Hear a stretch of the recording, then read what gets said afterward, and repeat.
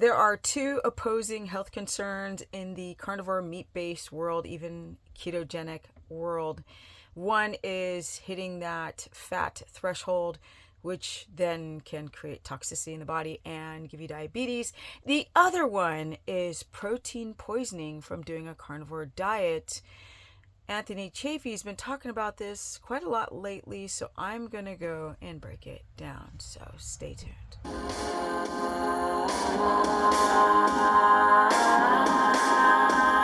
Welcome everyone to my humble life. As you can see, the trees are starting to bloom. It's March 3rd, I believe. I'm so excited, but let's get into this subject of protein poisoning, because I've already done the deep dive. Go check out my videos and I'll link it at the end, of hitting that fat threshold and the dangers of it. But let's talk about protein poisoning or protein toxicity.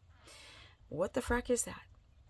Well, when you eat too much lean meats like chicken breasts and white fish and shrimp and leaner cuts of meat or pork or even lamb or deer, you run the risk, or even rabbit or turkey, you run the risk of protein poisoning. Maria Emmerich's been promoting lately lowering the fat, because if you hit your fat threshold, now your fat cells can't divide or multiply and they can't swell anymore, and then your body starts to, the immune system begins to drop, and then you develop issues with diabetes and their insulin regulation. I digress. I want to talk about this whole protein poisoning.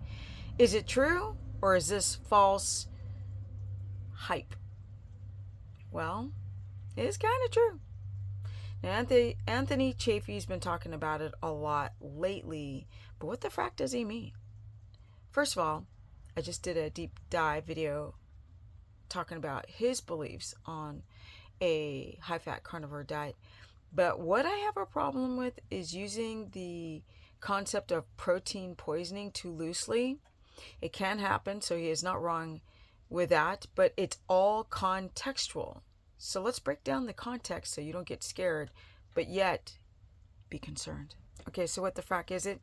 It's when you're eating all these lean meats, right? Even if you have a little bit of fatty meat, and people will eat a steak with the white gristle, white fat on it, and it may not even have enough fat. It could be a lot of protein fibers, which why sometimes when you're having a steak, that meat that you've cooked is like chewing gum, the fat's like chewing gum. That's because it's a lot of protein still left in that fat. But non-fat rather, cut of beef, chicken, deer, rabbit, turkey, the whole chicken breast, a lot of fish that is low in fat is a huge problem, because for several reasons. Number one, your body has to work extra hard to clear out all that protein. And the weirdest thing is so many people are constipated, or they become constipated when they drop out their carbohydrates, as they do, because, of course, you dump a lot of water via your kidneys. And the irony is that the kidneys begin to overwork on eating high protein, which a lot of people do because they'll see videos like Maria Emmerich talking about high fat being a problem. Then they start going up in protein, and now you've swung so far the other direction. Now you are at risk for protein toxicity or protein poisoning. This is when you have a buildup of nitrogen, and body don't like that. It's got to convert into urea, and then your body's going to excrete out these protein waste products. The problem is that you need fluid to do that, so your body will pull water from everywhere to try to flush out these protein waste poo-poo products out of your body, so you can not have this effect of poisoning by high protein or lean protein that's high. Here's the thing. You are already struggling with chronic dehydration doing any type of carnivore, ketogenic diet, I don't care what. Once you cut out the starch and sugars, your body loses the inability to hold on to water, and you start peeing a lot. Your body has to pull fluid from everywhere to eliminate the fluid without the sodium-potassium balance of drawing fluid into the cell, starts to get rid of the fluid. That's not good.